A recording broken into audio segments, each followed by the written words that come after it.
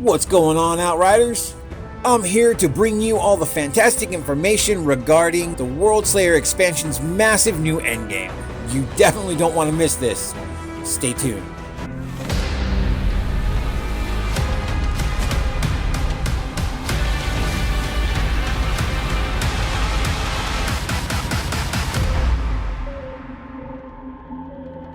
Okay, so after you defeat Ereshkigal and complete the new story campaign, you'll open up the Trial of Tarya Gratar, which is the brand new gigantic endgame system. People Can Fly has confirmed that Tarya Gratar is directly linked to the Worldslayer story campaign, so obviously they were unable to tell us much about the background of it, what exactly it is, why we're there, etc. We'll just have to figure it out on our own. They did, however, say that it was deeply rooted in the legacy and history of the packs themselves. So that's awesome, as I'm looking forward to learning more about them and hopefully find out that some of them are still alive. The trial itself takes place in a new, huge, and fully explorable area, which includes changing weather, day and night cycles, as well as many different scenarios. It'll feature different combat encounters and even exclusive enemies, such as the Shadow Beasts. They are essentially assassins and usually appear in small packs. They use their connection to the anomaly to cloak themselves, but if you look real close, a lot of times you can see them interacting with the environment. Also be on the lookout for the Beast Lords, powerful hunters who've managed to tame these beasts and use them as trackers. The enemies here are relentless and will even grow in skill as you venture further into Tarya Gratar. Every trial begins at your base camp, like always. Here you will find all of the amenities you'll need, as always, from crafting to fast travel and even access to the expeditions. Note that with the new Apocalypse tiers and Ascension system, even the current expeditions will offer new and exciting challenges, so plan wisely. While inside, you'll encounter many different things, such as crossroads, boss encounters, and troves.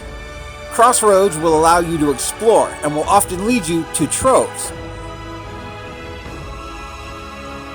Boss encounters are mandatory in order to progress deeper into Tarya Gratar. Now troves, they're another beast entirely. They're brutal, arena-like areas that'll push your skill and patience to the absolute maximum. Yes, they're hard, but with great risk comes great rewards. If you're brave enough, that is.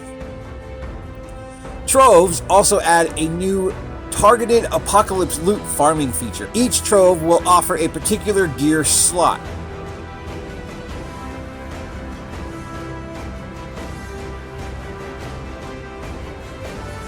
You'll get a lot of different gear like always, of course, but this new mechanic will give you the opportunity to target a specific piece of gear on each run to better maximize your time. Who doesn't want that? Now, assuming that you survive your delve into the trove, you'll be returned to your last crossroads where you can then continue your journey. Each area will challenge you in different ways, and some of them will surprise you by throwing completely new enemy types and even brand new boss mechanics at you that you didn't experience on your last visit.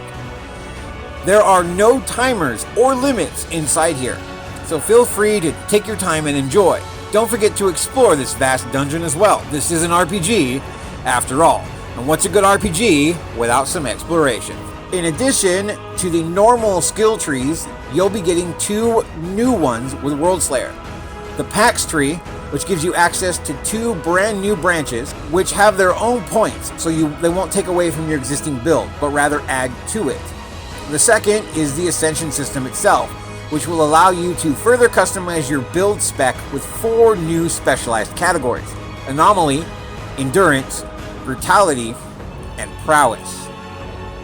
Now, let's talk about gear. People Can Fly have already stated that certain armor sets and weapons are getting tweaked here and there to ensure that they all stay viable going forward. Here you see some of the new sets coming to Worldslayer.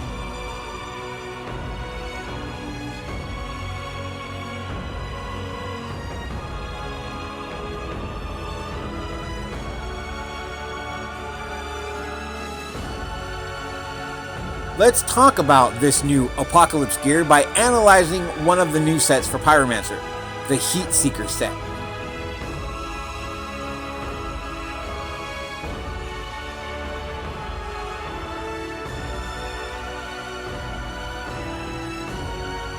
Now this particular set has a bonus to Thermal Bomb, which allows you to chain the effect on up to 3 additional mobs.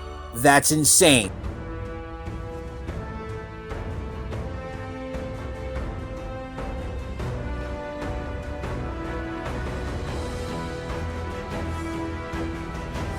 Pair that with the new Apocalypse weapons for even more massive damage, like the Violent Rupture on the new Hellborn bolt action rifle, which basically gives you a free eruption skill, allowing you to have 4 skills essentially instead of only 3.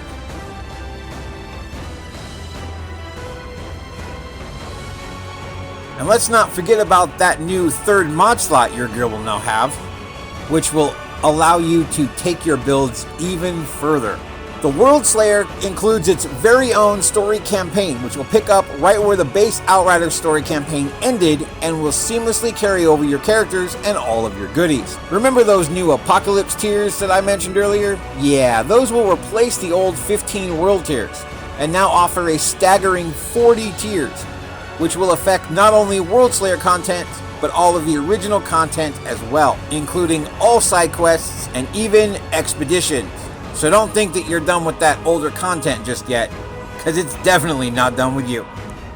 And that's everything we know about the new Endgame coming out with Worldslayer, which drops on June 30th. Just FYI, pre-ordering not only gives you a discount, but also allows you to jump in and start playing on the 28th, 2 full days early. Let's do this, Outriders. As always, thank you for watching, and we'll see you all next time. Later.